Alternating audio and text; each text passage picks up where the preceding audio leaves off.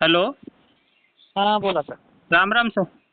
राम, राम, राम, राम. बोला. सर्वप्रथम आपलं रॉयल शेतीवर स्वागत करतो. नक्कीच, धन्यवाद. सर आज 28 तारीख आहे. 28 तारखेला जालना तालुक्यामध्ये जी सरी आहे तर ती वाढत चाललेली आहे पावसाची. त्यामुळे हो, पावसाची जाडी हं. सुद्धा वाढत चाललेली आहे. तर हा हो. वातावरणामध्ये कशा पद्धतीने बदल झाला आहे आणि पूर्ण हं. महाराष्ट्रामध्ये अशी स्थिती आहे का फक्त जालना तालुक्यामध्येच अशी स्थिती आहे?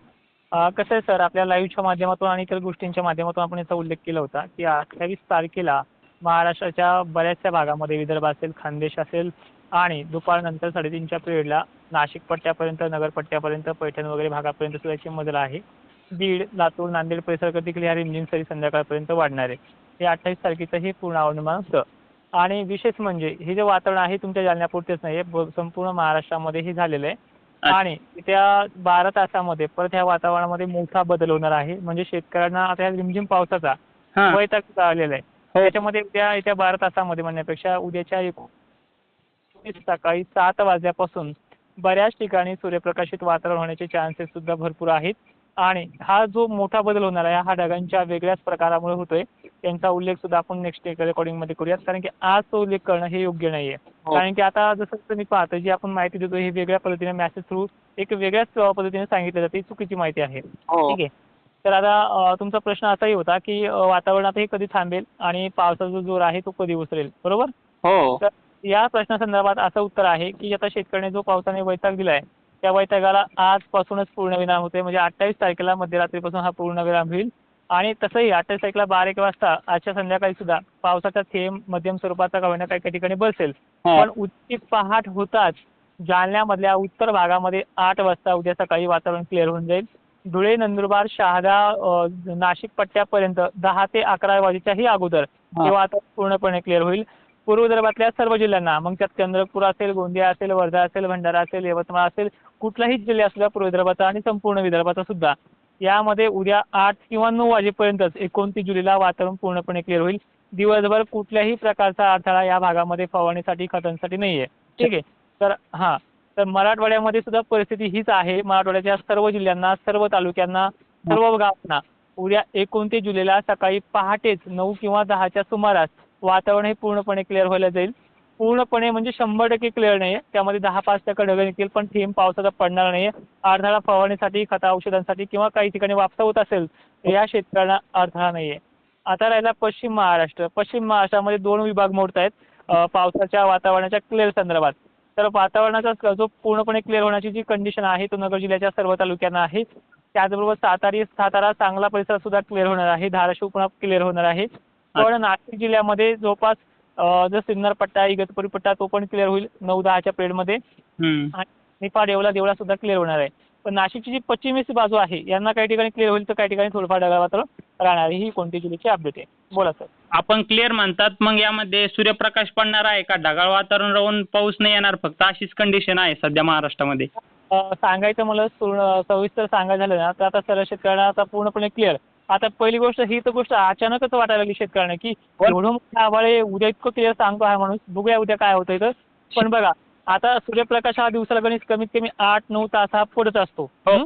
त्या तुलनेमध्ये उद्या जो पडणारा सूर्यप्रकाश आहे काही ठिकाणी 4.5 घंट्याचा, काही ठिकाणी 6 घंट्याचा, विदर्भामध्ये 6 ते 7 घंट्याचा असणार आहे. पण या सूर्यदर्शनामध्ये आता एकदम एवढं वातावरण ओलसर झालेलं, जमिनी ओलसर झालेलं आहे. पाण्याचा ढग बनणं, ढगाचे संख्या वाढणं, म्हणजे पांढऱ्या कलरचे ढग होणं हे घडत चालणार आहे. असं नाही की ढग शिराळ अशी कंडिशन राहील. पण जी कंटिन्युटी होती पावसाची, जे पावसामुळे तुमचे कामं स्टॉप झाले त्या पावसाचा चक्क सकाळी 9 वाजल्यापासून तर संध्याकाळच्या 4:30 ते 5 वाजेपर्यंत अडथळा नाही आहे. असं नाही की उद्या 29 तारखेला पाऊस नाही. संध्याकाळी अचानकच स्थानिक वातावरण तयार होऊन पाऊस होऊ शकतो, पण बिलकुल तुम्हाला अडथळा नाही. आणि असाही प्रश्न असेल मग हा एकच दिवसाचा फटका आहे का? बरोबर आहे का? तर फटका हा जो मोकळीक जे आहे, जे वातावरण फटकणार आहे ते वातावरण चक्क 31 तारखेपर्यंत आहे. बोला ना. कधीपर्यंत आहे समजा हे वातावरण आता क्लिअर? 31 तारखेपर्यंत आहे, पण 29 तारखेचं सर्व जिल्ह्यांना, या 25 जिल्ह्यांना आहे. आणि 30 तारखेचं थोडंसं धाराशिव, बीड जिल्ह्यामध्ये बिघडणार आहे. जालन्यामध्ये सुद्धा शहागड, अंबड या भागामध्ये थोडंसं बिघडेल. म्हणजे भाग बदलत पावसाची कंडिशन आहे. ऊन वगैरे यांना राहणारच आहे. पण करू शकतं, पण 29 तारखेला बिघडणार नाही. तेच ना, मग सूर्यप्रकाश आपण म्हणजे कसं आहे शेतकरी त्यामध्ये कन्फ्यूज होतात की सूर्यप्रकाश नाही पडणार त्यामध्ये ढगाळ वातावरण आहे, मग फवारणीचं कसं नियोजन करायचं तर ते कसं सर ढगांचे प्रकार असतात, काही पाण्याचे ढग असतात, काही बिना पाण्याचे ढग असतात. पारदर्शकपणा जास्त ढगांमध्ये आला की ढगांमधून आरपार ऊन जातं, असे ढग त्यामध्ये आहे. त्यामुळे शेतकऱ्यांना उद्या घाबरायची काही गरज नाही. आणि हे जे वातावरण आहे पूर्णपणे पाऊस पडून पडून वितळून जाणार आहे संध्याकाळपर्यंत. आणि सकाळच्या पारी तुम्हाला चांगला कोवळा सूर्यप्रकाश 8-9 वाजता दिसेल. आणि चक्क तुम्ही 9-10 वाजल्यापासून फवारणीचा निर्णय घ्यायचा. विदर्भ आणि मराठवाड्याने संपूर्ण पश्चिम महाराष्ट्रात सुद्धा संपूर्ण फक्त कोकण किनारपट्टी आणि सिंधुदुर्ग, कोकण किनारपट्टी, मुंबई, पुणे, ठाणे कमी अशा भागांना याचा काही फारसा परिणाम होणार नाही, कारण की तिकडे भागात लो प्रेशर कंडिशन एरिया अजूनही बनलेला आहे. अच्छा, म्हणजे शेतकऱ्यांनी आता 31 तारखेपर्यंत काही घाबरायचं काम नाही, शेतीचे कामं पूर्ण केले तरी चालते समजा. खरं तर घाबरायचं काम नाही म्हणण्यापेक्षा शेतकरी आता हे जे 8-8 दिवस लागणारा जे पाऊस होता तो आता इथून पुढे नाहीच. हा, म्हणजे दुपारपर्यंत आपले काम आवरून घ्यायचे समजा शेतकऱ्यांनी.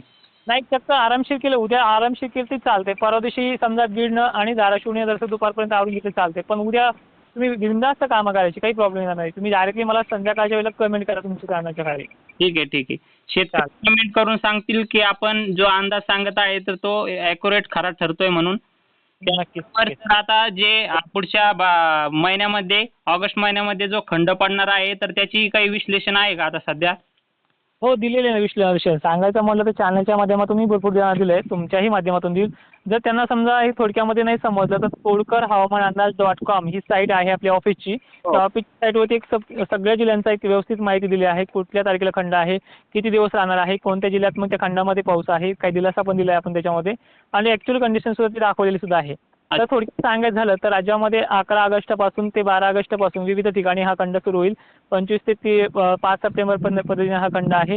विदर्भ मराठवाड्यातला खंड जो आहे संपूर्ण जिल्ह्यांसाठी तो 12 ऑगस्टपासून स्टार्ट होईल. पश्चिम महाराष्ट्रात सुद्धा 9-10 ऑगस्टपासून स्टार्ट होईल. आणि तो राहणार आहे विदर्भ मराठवाड्याचा राहणार आहे 6 सप्टेंबरपर्यंत आणि पश्चिम महाराष्ट्राचा राहील 8 सप्टेंबरपर्यंत.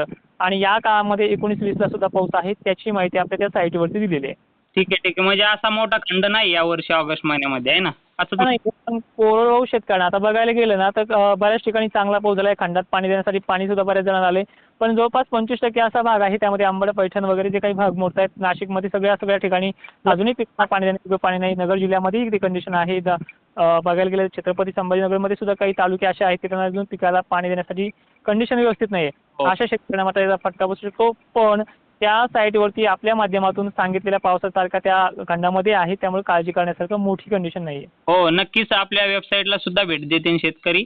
त्याचबरोबर आपला लाईव्ह होतं तोडकर हवामान अंदाज, हे सुद्धा चॅनल शेतकरी रेग्युलर बघतील. शेतीचे कामं सुद्धा सोपे जातील. सर, आपण एक नवीन चॅनल जे लॉन्च केलं आहे तर ते सुद्धा शेतकऱ्यांना सांगा, म्हणजे त्यावर सुद्धा अपडेट त्यांना रेग्युलर भेटत चालेल. त्याबद्दल मी 1 मिनिट बोलतो शेतकऱ्यांना. आता मी काय केलंय, जो लाईव्ह असतो तो आपला अर्धा घंट्याचा असतो, पण काही शेतकऱ्यांना एवढी गडबड असते की आपल्याला तो 4-5 मिनिटं त्यांना विश्लेषण हवं असतं. तर आपण THFS नावाने एक चॅनल बनवलेलं आहे, THFS वेदर म्हणून. तर त्यामध्ये एक 4-5 मिनिटाचा आपण व्हिडिओ देणार आहे. सर्व स्ट्रॅटेजी त्याच्यामध्ये असणार आहे. ढगांचे फोटो वगैरे ॲनिमेशन सगळं त्याच्यामध्ये आपण येत्या काळामध्ये त्याच्यामध्ये इन्सर्ट करणार आहेत. आणि विशेष म्हणजे संपूर्ण माहिती त्यामध्ये आपण एक्सप्लेन करणार आहोत. आणि एक्झॅक्टली त्यामध्ये हिंदी आणि मराठी हे दोन्ही व्हिडिओ असणार आहेत. त्यामध्ये भारताचा पूर्ण आढावा पण आपण लवकरच देणार आहोत. आणि त्या पावसासंदर्भात, या मोकळीक संदर्भात त्याच्यावरती ऑलरेडी मी व्हिडिओ सुद्धा दिले आहेत. शेतकऱ्यांनी नक्कीच तिथे भेट देऊन दिली तरी चालते, काही प्रॉब्लेम नाही. ठीक आहे, शेतकरी नक्कीच त्याला भेट देतील. सर, एक प्रश्न आहे आता शेवटचा. त्यामध्ये आपला आता ऑगस्टमध्ये शेवटच्या महिन्यामध्ये समजा 15वाड्यामध्ये जे धरणं आहे त्यामध्ये आपलं जायकवाडीचं धरण त्यामध्ये भरलेलं नाही, तर त्याला काय दिलासा आहे का काही? खरं पाहायला गेलं तर शेतकऱ्यांना मी 21 जुलैलाच दिलासा दिला होता की उज्जैनी असेल, खडकवासला पुणे भाग असेल, कोल्हापूरला 19 सारखं चित्र पुन्हा निर्माण होऊ शकतं. परत काही जे धरणांची मी माहिती दिली त्यामध्ये व्यवस्थित दिलेली आहे. त्यामध्ये आवक वाढेल असं सांगितलं, आवक वाढली देखील आहे. जायकवाडीमध्ये आजही काही ठिकाणी पाणी सोडण्यात आलेलं असं माहिती पेपरमध्ये सुद्धा आली आणि न्यूजमधून सुद्धा आलेली आहे.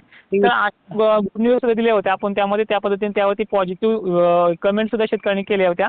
आणि विशेष म्हणजे अजूनही एक मोठा आपण भाकीत करणार आहोत की गेल्या 2 वर्षापूर्वी म्हणजे 2022ला जो पाऊस झाला होता शेतकऱ्यांच्या शेतामध्ये माल सडणं, सोयाबीनचा जो नासाडी केली होती, अक्षरशः 2022ची पुनरावृत्ती यंदाच्या सप्टेंबरमध्ये होणार आहे. त्यामुळे गणेश उत्सवाच्या काळामध्ये एक प्रतीचा प्रवास निर्माण होण्याची शक्यता देखील मॉडेलनुसार व्यक्त करण्यात येते. आणि इंडियन ओशन डायपर सिस्टीमची देखील पॉझिटिव्ह थिंकिंग त्यामध्ये आलेली आहे. त्यामुळे शेतकऱ्यांना त्या काळामध्ये एक तर माल चांगला आलाय त्यामुळे त्यामध्ये काहीतरी बाधा होतो का ही देखील भीती वाटते. पण ती भीती आज 1 महिना अगोदर किंवा सव्वा महिना अगोदर व्यक्त करणं मला चुकीचं वाटतंय. हो. पण त्यातील एक आपण आजच्या लाईव्हमध्ये सुद्धा करणार आहोत. त्याचा आपण मेसेज देखील शेतकऱ्यांना सकाळपासून दिलेत. त्यामुळे आजचा जो लाईव्ह आहे 7:30 वाजता सगळ्या शेतकऱ्यांनी तोडकर हवामान अंदाज या चॅनलवरती येऊन पाहायचा आहे. आपले प्रश्न करायचे. 7:30 वाजता जे शेतकऱ्यांनी लाईव्हला पाहायला सुरुवात केली आणि 7:30 वाजून किंवा 7:30च्या 35 मिनिटांनी जर मेसेज केले त्या मेसेजचा आपण उल्लेख करणार आहोत. त्या तालुक्यामध्ये काय कंडिशन राहणार आहे हे देखील उल्लेख करणार आहोत. त्यामुळे नक्कीच तोडकर हवामान अंदाजाचं देखील भेट देऊन चला. ठीक आहे सर, नक्कीच भेट देतील. धन्यवाद. माहिती दिल्याबद्दल सर आपलं शेतकऱ्याकडून माझ्याकडून धन्यवाद सर.